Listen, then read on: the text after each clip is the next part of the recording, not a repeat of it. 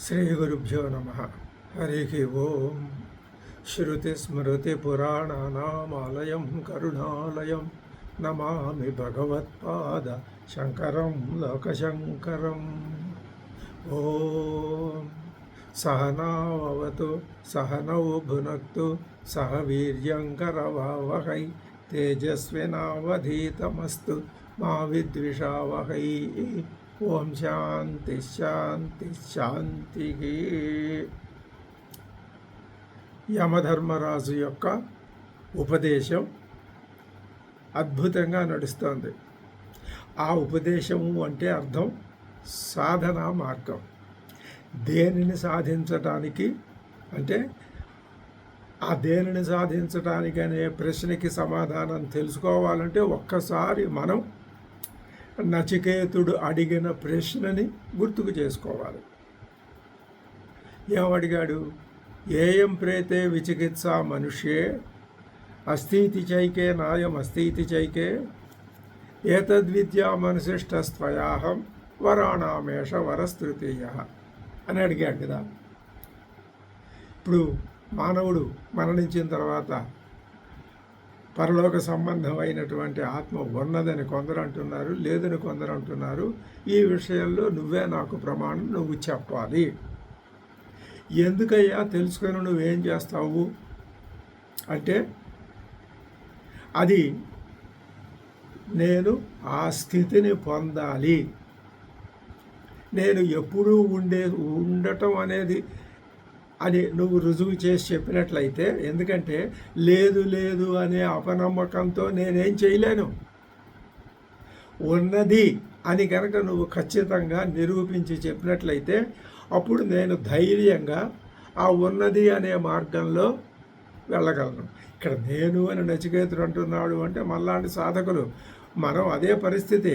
ఆ ఉందా లేదా ఇదంతా చేసి ఏమిటి ఉపయోగం, ఎందుకు ఈ అద్వైతం, ఎందుకు ఉపనిషత్ శ్రవణ మరణ నిధిధ్యాసనలు అని మామూలుగా ఆ యథాప్రకారంగా మనం ఏ విధంగా జీవించాలో ఆ విధంగా జీవిస్తే సరిపోతుంది కదా అనే ఆలోచన అనుక్షణం కిందకి లాగుతూ ఉంటుంది మనిషిని. ఇప్పుడు ఆ ప్రశ్న నచికేతుడు అడిగేసరికి అతడు అడిగిన మొట్టమొదటి ఏం చెప్పాలి అంటే సిద్ధాంతం చెప్పాలి. సిద్ధాంతం అంటే ఏమిటి? నువ్వు ఉన్నదా లేదా. ఇక లేదు అంటే సమస్య లేదు. ఉన్నది అంటే ఏది ఉన్నది, ఎలా ఉన్నది, ఎక్కడ ఉన్నది. సరే ఉంటే మనకేమిటి, నాకు ఆ ఉన్నదానికి సంబంధం ఏమిటి, ఆ ఉన్నదానిని నేను పొందగలనా, సంపాదించుకోగలనా, ఏం చేయగలను, అది ఆ ఉన్నదేమిటో దాని తత్వం ఏమిటో తెలిస్తేనే కానీ అప్పుడు నేనేం చేయాలి అనే కర్తవ్యాన్ని నేను నిర్ణయించుకోలేను కదా అని నచికేతుడి ప్రశ్న. దానికి ఆయన ఏం చెప్పాడు? బాబు, శ్రేయస్సు ప్రేయస్సు అసలు లోకంలో ఉన్న మానవుల ప్రవర్తన చెప్పడం మొదలుపెట్టాడు. చెప్పి అదంతా చెప్పి తీసుకొచ్చి ఏమన్నాడు? అశరీరం శరీరేషు ఉన్నదయ్యా, ఖచ్చితంగా చెప్తున్నాడు యమధర్మరాజు. ఏమని? ఈ నువ్వు కనపడుతున్న ఈ ఉపాధుల్లోనే, క్షేమ దగ్గర నుంచి ఏనుగు దాకా ఉన్న ఈ ఉపాధుల్లోనే ఆ ఉండటం అనేది ఉన్నదయ్యా. అస్థి ఏమిటి ఉన్నదండి? అది ఉంటే మాకు కనపడాలి కదండి, కనపడదు. అది అశరీరమైంది. మీవి శరీరాలు, మీ శరీరాల్లో ఉన్న అశరీరమైనది మీకు కనపడదు. కనపడకపోతే మేమే, ఇవన్నీ మనం అడిగే ప్రశ్నలు. కనపడకపోతే ఎలాగండి, ఎలాగంటావా? దానికి మేము మార్గం చెప్తున్నాం. ఉన్నది అన్నాం కదా, ఋతం బిబంతం సుకృతస్య లోకే అని ఆ మాట చెప్పాడు. అంటే ఇప్పుడు ఉన్నది ఎలా ఉన్నదని నేనే కదండి ఉన్నది, మీరేదో ఇంకేదో ఉందంటున్నారు. ఇప్పుడు నువ్వు ఆ ఇంకేదో ఉన్నది, ఆ రెండూ కూడా సుకృతాన్ని చేసినటువంటి కర్మఫలాన్ని అనుభవిస్తూ ఈ శరీరంలోనే ఉన్నాయి. ఎక్కడ ఉన్నాయి అంటే ఆ బుద్ధి గుహలోనే ఉన్నాయి. ఎలాగ మరి బుద్ధి గుహలో ఉన్నదాన్ని తెలుసుకోవటము అంటే ఆత్మానం రథినం విద్ధి శరీరం రథమేవతు బుద్ధింతు సారథ్యం విద్ధి మనఃప్రగ్రహమేవచ. ఇప్పుడు నువ్వు శరీరమే నేను అనుకునేటటువంటి నేను ఉన్నానని నీకు తెలుసు, అది నేను వేరే చెప్పక్కర్లా. కానీ ఇప్పుడు నేను చెప్పేది వేరు. అది ఎలా తెలుసుకోవాలి తెలుసా? నువ్వు ఓ పని చేయి, నీ శరీరాన్ని రథం అనుకోని చక్కగా సవివరంగా చెప్పాడు. చెప్పి ఇప్పుడు ఏమంటున్నాడు, నీ ఇంద్రియాలు ఉన్నాయి కదా, క్రమక్రమంగా నెమ్మదిగా సాధనా మార్గం లోపలికి దించుతున్నాడు యమధర్మరాజు. ఇంద్రియేభ్య పరాక్షర్థా అర్ధేభ్యశ్చ పరం మనసస్తు పరా బుద్ధేరాత్మా మహాన్ పరః.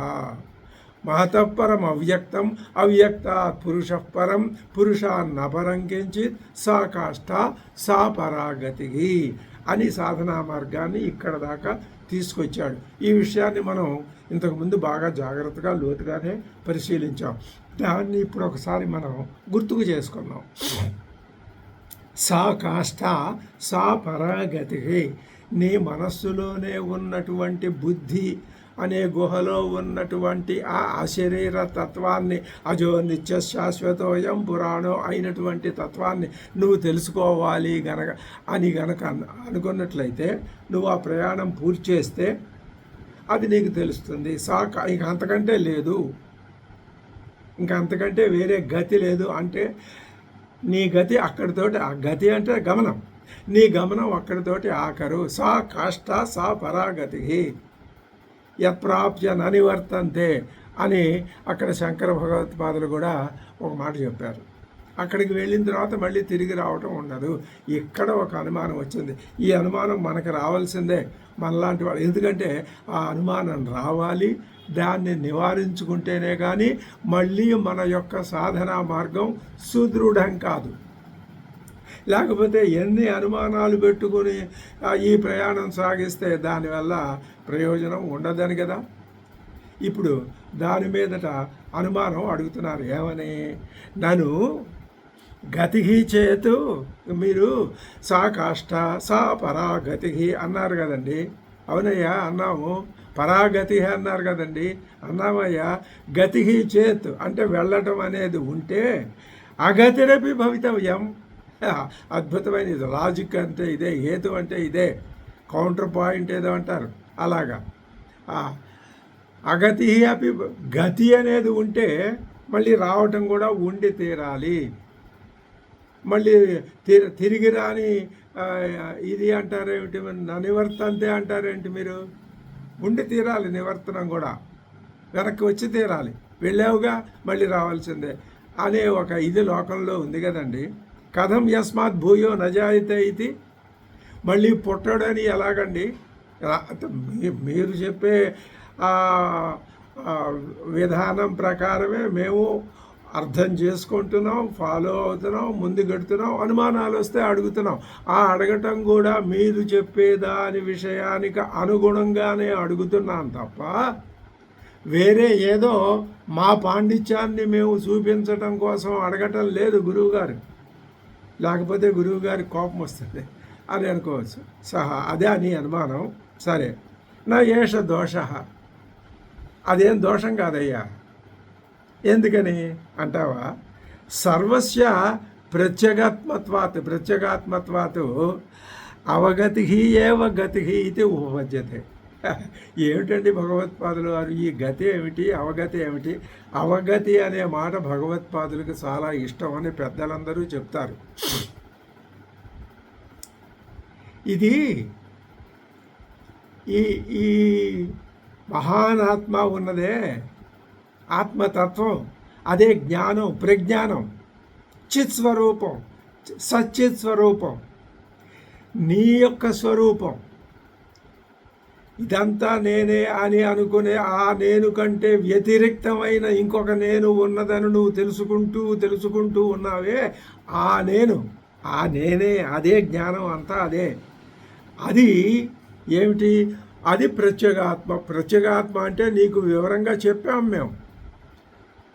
యమధర్మరాజు చెప్తున్నాడు. ఆ యమధర్మరాజు చెప్పిన దాన్నే శంకర భగవత్పాదులు కూడా వివరించి చెప్పారు. ప్రత్యేగాత్మ అంటే అన్నింటినీ సాక్షిగా చూస్తూ ఉండేది. అది ఈ ఉపాధికి పరిమితమైతే ప్రత్యేగాత్మ, సర్వోపాధికి విస్తరిస్తే పరమ. అంతే తేడా, అంతకంటే తేడా లేదు. అది ఇప్పుడు మేము మహానాత్మ అనేది మొత్తం సర్వస్వానికే ఆత్మ అని, ఇంకా అంతకంటే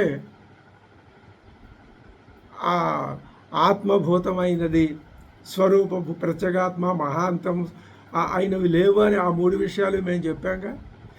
ఇప్పుడు అది అన్నింటికీ ప్రత్యేగాత్మ కాబట్టి ఆ ప్రత్యేగాత్మని అవగతి చేసుకోవటమే గతి. అది అర్థం. సర్వస్య ప్రత్యేగాత్మత్వాత్, అన్నింటికీ అదే ప్రత్యేగాత్మ అవటం చేత అవగతిరేవ గతి ఇత్యుచ్యతే. అది తెలుసుకోవటమే గతి. అంతేగాని నువ్వు కాళ్ళతో ఉపయోగించి నడిచి వెళ్ళటం ఇది కాదయ్యా గతి అంటే. గముల్ గతం ఈ ఏ అనే ప్రదేశం నుంచి బయలుదేరి బి అనే ప్రదేశానికి వెళ్ళటం ఇది కాదు. అక్కడ మేము చెప్పే అర్థం అవగతి. గతి అంటే అవగతి. స్పష్టంగా అర్థం చెప్పేస్తున్నారు శంకర భగవత్పాదులు. గతి అంటే అవగతి. బ్రహ్మావగతిర్హి పురుషార్థ. సూత్ర భాష్యంలో మొట్టమొదటి చెప్తారు పురుషార్థం ఏది. పురుషార్థం అంటే తురీయ పురుషార్థం. 4వది మోక్షము అంటే బ్రహ్మావగతియే.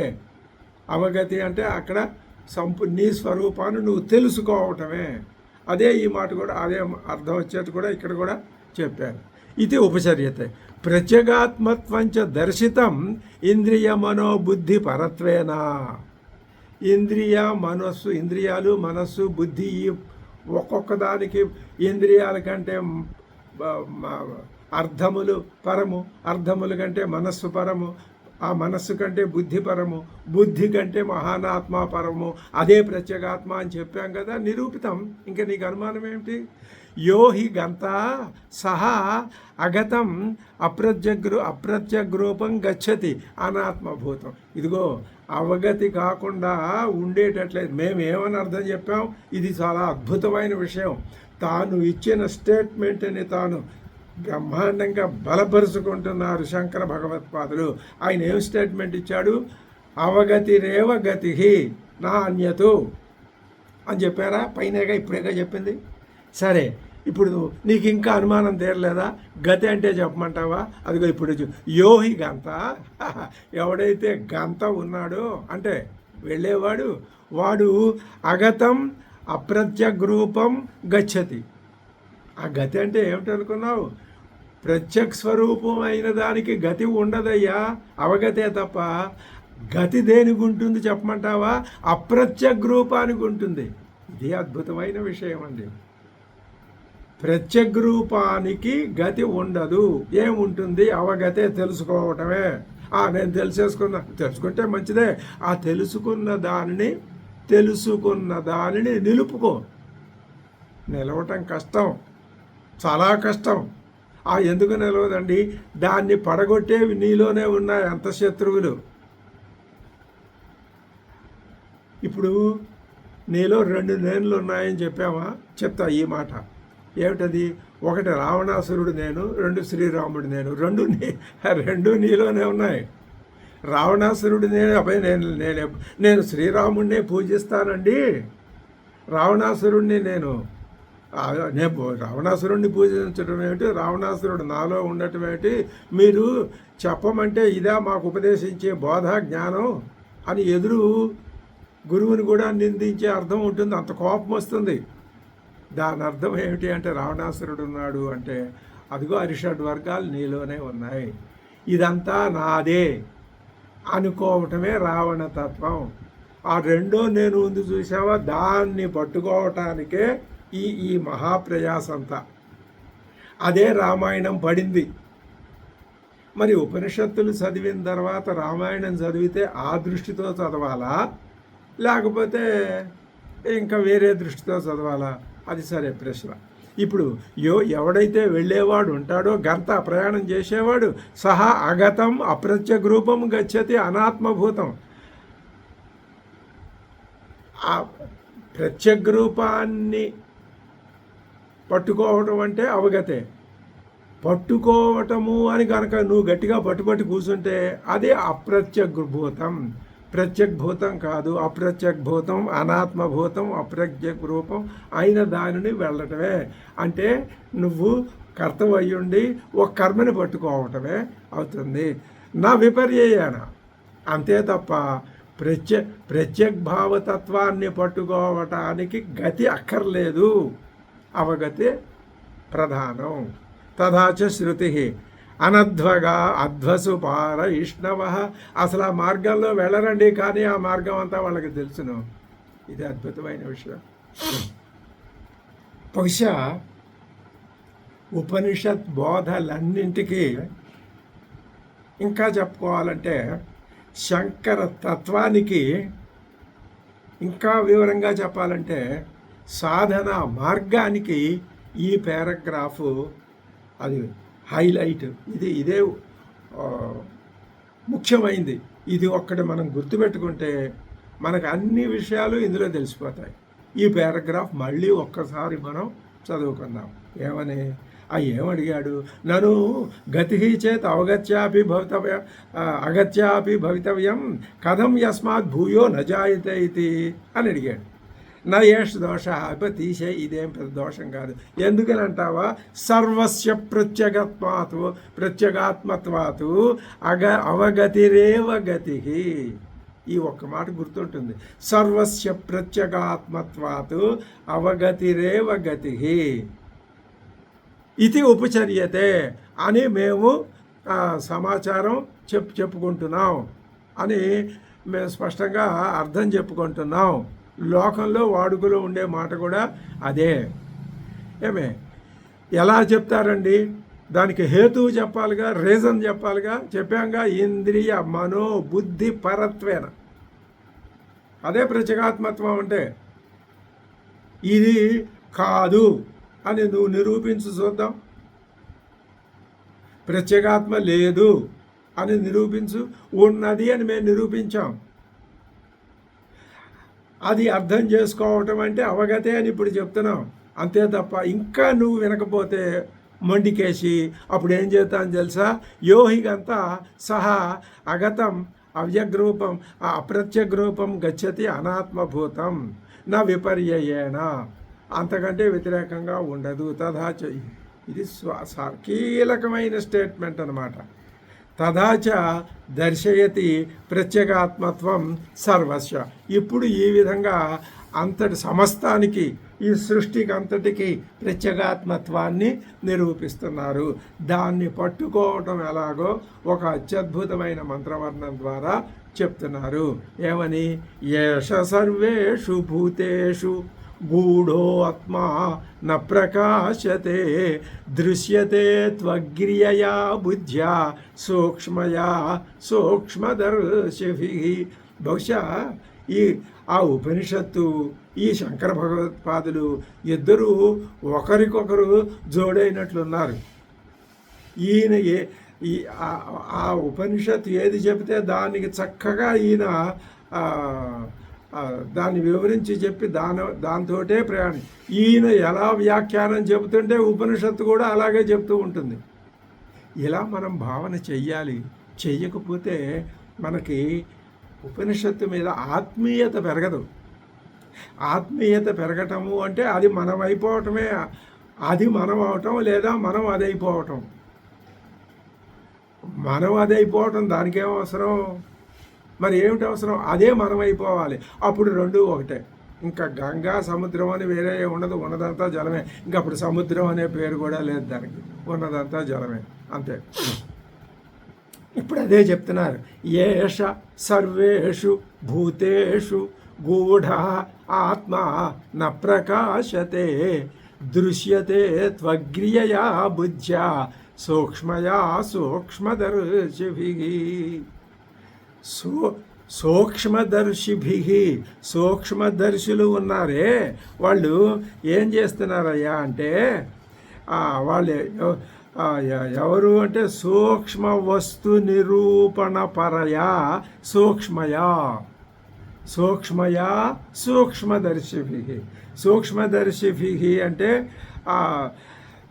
ఇంద్రియేభ్యః పరాహ్యర్థాః ఇత్యాది ప్రకారేణ మనం ఎప్పటి నుంచి మూడు మూడు మూడు ఎపిసోడ్ల నుంచి ఇదే విషయం చెప్పుకుంటున్నాం. ఎంతకంటే ఇంకా వేరే చెప్పుకోవాల్సిన విషయం లేదు. ఇంద్రియేభ్యః పరాహ్యర్థాః ఇదే సాధనా క్రమం. ఇత్యాది ప్రకారేణ సూక్ష్మత పారంపర్య దర్శనేన, అది దర్శనం అంటే. అంతేగాని ఈ దీంతో చూసేది కాదు దర్శనం. ఎలా చూడాలి? సూక్ష్మదర్శిభిః అంటే ముందు సూక్ష్మదర్శిభిః. సూక్ష్మయ అంటే అర్థం ఏం చెప్పారు? సూక్ష్మ వస్తు నిరూపణ పరయ. సూక్ష్మము అంటే సూక్ష్మమైన వస్తువుల్ని నిరూపించే తత్వం దేంట్లో ఉంటుందో అది సూక్ష్మం. అటువంటి సూక్ష్మయ అటువంటి దర్శనం చేత సూక్ష్మదర్శిభిః, వీళ్ళు సూక్ష్మదర్శులు, అటువంటి తత్వం తెలిసిన వాళ్ళు. ఎలాగా? ఇంద్రియేభ్యః పరాహ్యర్థాః ఇత్యాది ప్రకారేణ సూక్ష్మత పారంపర్య దర్శనేన. ఇంద్రియములు, అర్థములు, మనస్సు, బుద్ధి, మహానాత్మ, ఈ పరంపర వరుస ప్రకారం పరం సూక్ష్మం ద్రష్టుం, మహానాత్మ ఆ తత్వాన్ని, అది పరం సూక్ష్మం, ఇంకంతకంటే సూక్ష్మం లేదు. అటువంటి సూక్ష్మాన్ని ద్రష్టుం శీలం ఏషాం తే సూక్ష్మదర్శన. అటువంటి సూక్ష్మాతి సూక్ష్మమైనటువంటి విషయాన్ని ఎవరైతే ద్రష్టుం శక్తాః, చూడ్డానికి శక్తులైన వాళ్ళు ఉంటారో వాళ్ళు సూక్ష్మదర్శులు. వాళ్ళ చేత అంటే అటువంటి దర్శకుల చేత సూక్ష్మదర్శిభిః పండితైః ఇచ్చేతతు, వాళ్ళ చేత ఏం చేయబడుతున్నదండి అంటే దృశ్యతే, చూడబడుతున్నది. ఎవరి చేత? సూక్ష్మదర్శిభిః. ఎలాంటి దృష్టితో? సూక్ష్మయా దృష్టితో. ఇంకా అగ్రియయా బుద్ధ్యా, అది కూడా చెప్పి అగ్రియయా. ఇంకా ఎలా ఉండాలి ఆ బుద్ధి? అగ్రం ఇవ అగ్రియ. అగ్రం కొస, దర్భ పరక యొక్క చివర కుశాగ్ర, కుశం అంటే దర్భ, కుశాగ్ర, ఆ దర్భ యొక్క చివర ఎంత సూక్ష్మంగా ఉంటుందో, ఎంత సూదిగా ఉంటుందో అంత సూక్ష్మమైనటువంటి అగ్రియ, చివర, తయ, అటువంటి చివర కలిగినటువంటి, అంటే అర్థం ఏకాగ్రయ ఉపేతయ. ఇంకా అక్కడ అదొక్కటే ఉంటుంది తప్ప ఇంకేముండవు. ఏకాగ్రమైన, అగ్రియయ ఏకాగ్రమైన, సూక్ష్మ వస్తువుని నిరూపించగలిగిన, బుద్ధ్య అంటే బుద్ధి చేత, అగ్రియయ సూక్ష్మయ బుద్ధ్య సూక్ష్మదర్శిభిః దృశ్యతే. అంత సూక్ష్మదర్శిత్వం, ఇది తపస్సు అంటే. ఇంకా అంతకంటే వేరే ఏం కాదు తపస్సు. నువ్వు గడ్డాలు పెంచుకో, మీసాలు పెంచుకో, ఏదైనా చేసుకో, అవి బాహ్యమైన ఆడంబర దృశ్యాలు, అవి కాదు తపస్సు. ఇది తపస్సు. ఈ తపస్సు చేయటానికి ఏకాగ్రత కావాలి, సూక్ష్మదర్శిత్వం కావాలి, నువ్వు సూక్ష్మదర్శి అయి ఉండాలి. అప్పుడు దృశ్యతే త్వగ్రియయా బుద్ధ్యా సూక్ష్మయా సూక్ష్మదర్శిభిః. దేన్నండి మేము చూడాలి అంటే, ఇదిగో ఏషః మహాన్ పురుష అని చెప్పాడు కదా, పురుషాన్నపరం కించిత్ సా కాష్ఠా సా పరాగతి. ఆ పురుషుడు, ఏషః పురుష సర్వేషు, ఈ పురుషుడే. పురుషుడు అంటే ఇక్కడ జ్ఞానమే. ఈ జ్ఞానం, ఈ చిత్స్వరూపం, ఈ సచ్చిత్ స్వరూపం, ఈ ఆత్మ పదార్థం, ఈ ప్రత్యేగాత్మ, ఈ పరమాత్మ, ఈ తెలివి, ఈ చైతన్యం, ఈ అజడం, ఈ నిత్యం, ఈ శాశ్వతం, ఈ స్థిరం, ఈ కూటస్థం అయినది ఏదైతే ఉన్నదో అది సర్వేషు భూతేషు గూఢ, అన్ని భూతములలో గూఢముగా ఉన్నది. ఆ మాటేగా ఇంతకుముందు చెప్పారు. అశరీరం శరీరేశ్వరవస్థేష్వస్థితం. అసలు మొట్టమొదటి ఏం చెప్పారు అంటే శ్రేయశ్చ ప్రేయశ్చ రెండే పద్ధతులు ఉన్నాయి. అయ్యా అసలు ఆ రెండు కాదు 100 ఉన్నాయి అనుకుంటున్నాడు ఈ జీవుడు. 100 1000 1,00,000 ఉన్నాయనుకుంటున్నాడు. అసలు ఏమున్నాయో ఏమి లేవో కొంతమందికి తెలియదు, అయోమయ స్థితి. కానీ ఉన్నవి రెండే పద్ధతులు. పడున్న చోటే పడి ఉండటం, లేదా లేచి జ్ఞానం. ఎలా లేస్తాడండి? జ్ఞానం తనని లేపితే ఆ జ్ఞానం ఎక్కడి నుంచి వస్తుందండి? ఇలా జన్మల కొద్దీ సుకృతం చేసుకుంటూ ఉండగా పురాణ శ్రవణాధికం కర్తృత్వాధికం అంటే వేదోక్త కర్మల్ని ఆచరించి 100 జన్మల ప్రకారం ఆచరించగా ఒకనాటికి ఈ విధమైనటువంటి జిజ్ఞాస అది విత్తనంలోంచి మొలకలాగా వస్తుంది. అలా వచ్చినప్పుడు అంతకు ముందున్న ప్రేయో మార్గంలో నుంచి మళ్ళీ శ్రేయో మార్గంలోకి వెళతాడు. ఈ సంగతి లోకంలో తెలియస్తే మాకేందే శ్రేయస్సు లేదు ప్రేయస్సు లేదు తీసేయండి అనే పద్ధతి కూడా స్వభావం కూడా ఉంటుంది. అన్నింటినీ మనం అర్థం చేసుకుంటూ పోవాలి. ఏషః ఎవరండి? ఏషః అంటే సర్వేషు భూతేషు గూఢ, అన్ని భూతాల్లో గూఢంగా ఉన్నదని చెప్పామే. అశరీరం శరీరేషు అని చెప్పామే. అదే రథం విభంతం 2 శక్తులు ఉన్నాయి, 2 పక్షులు ఉన్నాయి, ఆ రెండు అని ఎంత వివరంగా చెప్పాము. అదంతా నీకు అర్థమైంది కదా? బాగానే ఉంది. మహాన్ పురుష అదే పురుషాన్ని అపరంగించితు అని చెప్పాం కదా. ఇక్కడ పురుషుడు అంటే మళ్ళీ ఏంటంటే ఉత్వడుమ్ములు పెట్టి పురుషుడు అని పూలింగం వచ్చి చెప్పారు. అది పురుష అని చెప్పామన్నమాట. కానీ పరమాత్మ అనుకో, నీకు అవన్నీ వద్దు. పరమాత్మ ఆత్మ అంటే తెలుసు కదా, తెలుసు అండి. పరమాత్మ దాని గురించి రోజు నీకు హితబోధ చేసి నూరి పోస్తున్నాం కదా, చెంచాలతో పోస్తున్నాం కదా, నువ్వు దాన్ని తాగుతున్నావు కదా. అర్థమవుతోందండి. కొంచెం మీరు చెప్పిన ఆ విషయం సంస్కారం బుర్రకు పడుతోంది. సరే, అటువంటి ఏష పురుష సర్వేషు గూఢ, సర్వేషు భూతేషు గూఢ. భూతాలంటే ఈ ప్రాణులు. ఏ ప్రాణులు అండి? బ్రహ్మాది స్తంభ పర్యంతేషు, బ్రహ్మ దగ్గర నుంచి తోటకూర కాడ దాకా. స్తంభం కాదు ఇది, స్తంభం. బ్రహ్మ నుంచి స్తంభం దాకా. గూఢ అంటే కనపడకుండా. ఎలాగండి కనపడకుండా? ఉంటే కనపడాలి కదండి. మా కళ్ళు ఎక్స్రే వాళ్ళు, నీ మొహం నీ ఎక్స్రేలు ఏం పనికిరావు ఇక్కడ. అది గూఢం అంటే గూఢమే. గూఢం అంటే అర్థం ఏమిటండి? సంవృత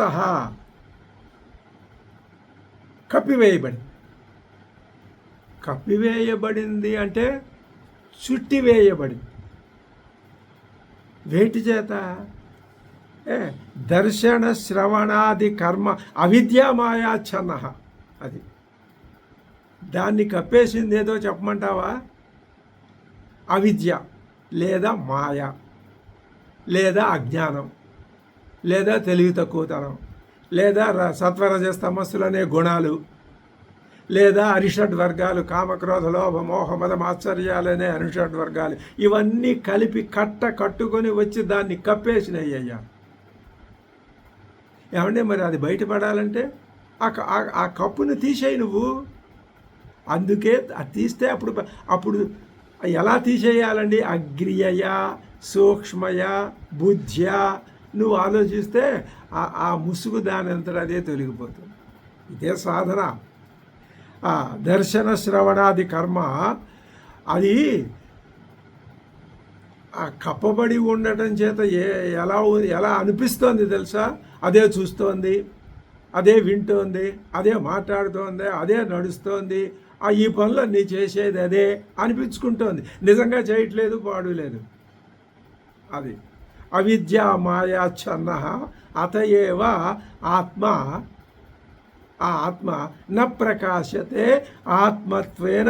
అది ఆత్మే, కానీ ఆత్మత్వేన న ప్రకాశితే. ఎంత అరటిపండు ఒలిచి చేతిలో పెట్టినట్టు సంస్కృత భాషలో చెప్తారు స్వామివారు. ఆత్మాది కానీ ఆత్మత్వేన న ప్రకాశితే. ఎందుకని ఇది కారణం. చూసారా? ఏష పురుష సర్వేషు బ్రహ్మాది స్తంభ పర్యంతేషు గూఢ సంవృత. అది ఎలా ఏమనిపిస్తుంది? దర్శన శ్రవణాది కర్మ అవిద్యామాయాచ్ఛన్న అత ఏవ ఆత్మ న ప్రకాశితే ఆత్మత్వేన కస్యచిత్. ఎవ్వడికి కనపట్లేదయ్యా. మరి ఎవరికి కనిపిస్తుందయ్యా?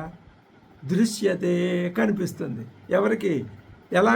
ఎవరికి అంటే అదిగో సూక్ష్మదర్శి వాళ్ళకి కనిపిస్తుంది. ఎలాగా? అగ్రియయ బుద్ధ్య సూక్ష్మయ చూడగలిగితే కనిపిస్తుంది. లేకపోతే పరిచ్ఛన్నం అయిపోయి పరిచ్ఛన్నం ఆ కప్పివేయబడి కనపడదు. అహో ఏ భగవత్పాదుల మాట ఇది అది మనస్సులో మాట ఆపుకోలేక అహో ఏమయ్యా ఈ లోకం, ఏమయ్యా ఈ ప్రపంచం, అహో అతి గంభీరా. ఎంత గంభీరమైంది ఆత్మతత్వం. గంభీరం అంటే లోతైంది. అది ఎంత లోతో మనకు తెలియదు. ఎంత గంభీరమైంది. దురవగాహ్య. అర్థం అవగాహన అవగతి అన్న అవగాహన అన్న ఒకటే. అవగతిర్హి గతి అన్నారు ప్రత్యేగాత్మ స్వరూపానికి. ఆ మాట మర్చిపోకూడదు మనం. అసలు కఠోపనిషత్తు చదవటం అంటే ఈ 10 శ్లోకాలు రోజు చదువుకొని శ్రవణ మనన నిధిధ్యాసనం చేసుకుంటూ కూర్చుంటే సరిపోతుంది. దీనికి అవ్యాప్తి అతివ్యాప్తి ఈ దోషాలు అహంకారాది దోషాలు అంటగట్టకూడదు. అది అహో అతి గంభీర దురవగాహ్య విచిత్ర మాయాచ ఇయం యతు. మాయ అయినది, అతి గంభీరమైనది, దురవగాహ్యమైనది, విచిత్రమైనది అయిన ఈ మాయ ఏదైతే ఉన్నదో అయం అది సర్వో జంతు పరమార్థత పరమాత్మ సత్వత అపి ఏవం బోధ్యమాన. దీన్ని గురించి, ఈ మాయను గురించి, ఈ దురవగాహ్యత్వాన్ని గురించి, ఈ విచిత్రత్వాన్ని గురించి అందరికీ ఎంత వివరంగా విడమరిచి చెప్పినా అది పరమాత్మ నీ స్వరూపమే పరమాత్మ సతత్వము అని ఎంత చెప్పినా అహం పరమాత్మ ఇది న గృహ్ణాతి అహో మానవస్య మూఢత. శంకర భగవత్పాదులు ఇంకా ఆయనకి విసుగు పుట్టి ఇంకా చెప్పలేక ఏమి ఆశ్చర్యకరమైన విషయం అయ్యా. నువ్వు ఈ శరీరం అని నేనే అనుకుంటున్నా. ఆ నువ్వు కాదయ్యా. అసలు ఆ నువ్వు అనేది లేదు. ఉన్నది ఇదే. ఏది? అన్నింటికీ ప్రత్యేగాత్మ స్వరూపమైనదే నువ్వనే నాకెందుకు కనపట్టలేదండి? అదిగో నీకు ఈ ఇంద్రియాలు ఈ మాయ అడ్డం పడి నీకు కనపట్టలేదు. ఇది నువ్వు కాదు, అదే నువ్వు అని ఎంత తలకాయ కొట్టుకు చెప్పినా ఏం చెప్తున్నారు భగవత్పాదులు? అహో అతి గంభీర దురవగాహ్య విచిత్రాట మాయాచ ఇయం యతు. ఇదేదైతే ఉందో అయం అది సర్వో జంతు పరమార్థత పరమాత్మ సతత్వత అపి ఏవం బోధ్యమాన. ఎంత కూర్చోబెట్టి చెప్పి చెప్పేవాడికి విసుగు లేకుండా వినేవాడికి మాత్రం విసుగు కలిగిపోతే అప్పుడు ఎన్నిసార్లు చెప్తావయ్యా? రోజు ఇదేనా పాడిందే పాట అని రోజు కాదు జన్మంతా చెప్పినా, ఒక జన్మ కాదు 100 జన్మలు చెప్పినా అంతే. ఎప్పటికో ఒకప్పటికి వెలుగు రేఖ అసతోమా సద్గమయ. అక్కడ పుట్టింది ఆ వేద వాక్యం, తైత్రీయ వాక్యం. ఏవం బోధ్యమాన అహం పరమాత్మ అయితే న గృహ్ణాతి. పైగా తిడతాడు, నే పరమాత్మనేంటండి, నేను పరమాత్మ కోసం ఎన్ని పూజలు చేస్తున్నాను, ఎన్ని యజ్ఞాలు చేస్తున్నాను, ఎన్ని క్రతువులు చేస్తున్నాను, మరి అవన్నీ వదిలేసి నన్ను మీరు పరమాత్మ అంటారు. అహో ఏం ఆశ్చర్యం. న గృహ్ణాతి, తెలుసుకోలేకపోతున్నాడు. ఇంకా ఇంకొక విచిత్రం దేహేంద్రియాది సంఘాతం ఆత్మనో దృశ్యమానమపి ఘటాదివతు. అదిగో కొండ చూడు, చూశాను అదే కొండ. అదిగో పటం చూడు, అది పటం. అదిగో అది ఇంకో వస్తువు, అది సూర్యుడు. అది ఒక మనిషి. ఇలా ప్రతి వస్తువు చూపిస్తే తెలుసుకుంటున్నావే, నీ కంటికి కనిపిస్తున్నాయే. అలాగే ఏమి అదిగో నాకు ఆ కొండ కనపడుతోంది, ఆ పటం కనపడుతోంది, నా దేహం కనపడుతోంది. దేహేంద్రియాది సంఘాతం ఆత్మన. నీకు కనపడుతూ ఉన్నప్పటికీ కొండలు ఎంత స్పష్టంగా కనపడుతున్నాయో దేహ ఇంద్రియాలు కూడా అంత స్పష్టంగా కనపడుతున్నప్పటికీ ఏమయ్యా ఏమిటండి భగవత్పాదులు ఏం చెప్పదలుచుకున్నారా అంటే, నీకు కొండ కనపడుతోంది, కనపడిందండి. ఆ కొండ నువ్వా? అబ్బే నేను ఆ కొండ ఏంటండి? అవునయ్యా నీకు కనపడుతోందిగా. నాకు కనపడినంత మాత్రాన నేను అయిపోతానా అండి? నువ్వు జాగ్రత్తగా ఆలోచించుకొని మాట్లాడు. కమిట్ దొరికిపోతావు. ఏం దొరకనండి. సరే అయితే ఒప్పుకున్నావు కదా, ఆ కొండ నువ్వు కాదు. నీ శరీరం నీకు కనపడుతోందా? కనపడుతోందండి. అయితే ఇది నువ్వా? మరి ఇది నువ్వైతే ఆ కొండ నువ్వు అవ్వాలిగా. ఆలోచనలో పడుతోంది వ్యవహారం. అంటే కనిపించేది నేను కాదు. అదే చెప్తున్నారు, దేహేంద్రియాది సంఘాతం ఆత్మనో దృశ్యమానమపి ఘటాదివతు ఆత్మత్వేన మన్యతే అహమితి. అదే నేను అంటున్నాడు వాడు. కానీ వాటిని అండవు, కొండలు మొదలైన వాటిని నేను అండవు, నాది అంటాడు.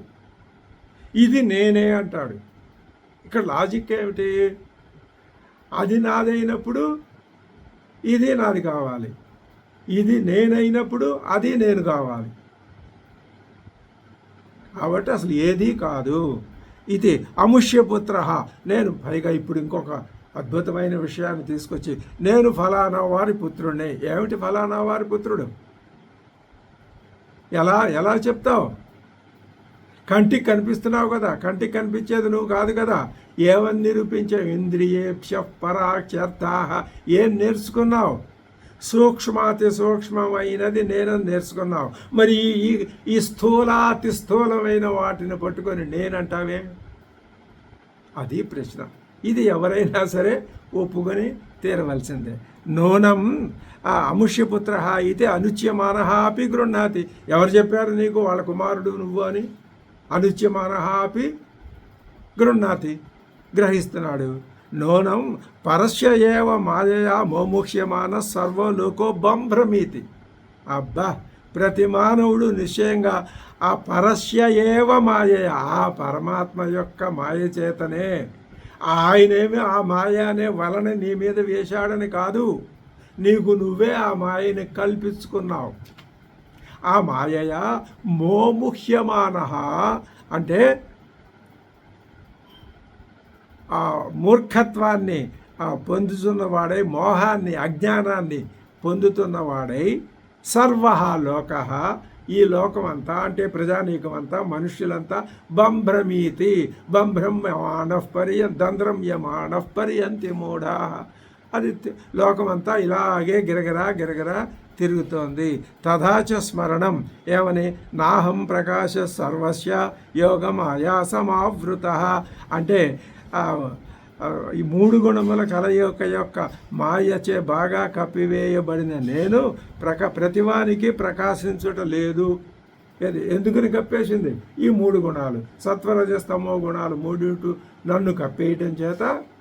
అంటే నన్ను వచ్చి అవి కప్పాయని కాదు, నీ బుద్ధి వాటి చేత కప్పబడింది అని.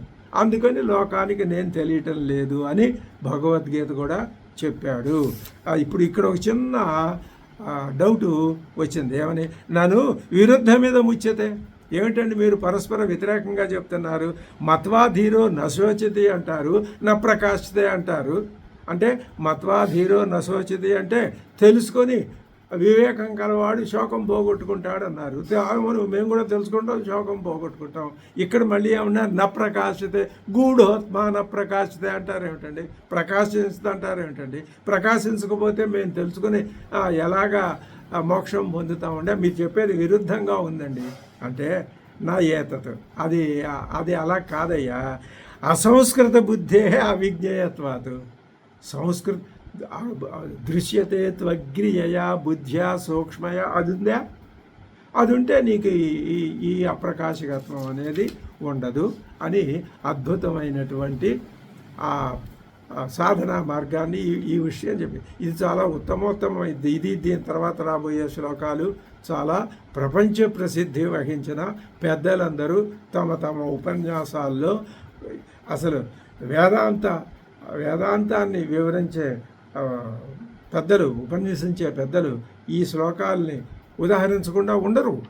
ఎందుకని? ఇదే పరమార్థం, ఇదే సాధనా మార్గం. ఏష సర్వేషు భూతేషు గూఢోత్మా న ప్రకాశతే దృశ్యతే త్వగ్రియయా బుద్ధ్యా సూక్ష్మయా సూక్ష్మదర్శిభిః. ఓం సహనావతు సహనౌ భునక్తు సహ వీర్యంకరవావహై తేజస్వినావధీతమస్తు మా విద్విషావహై. ఓం శాంతి శాంతి శాంతి.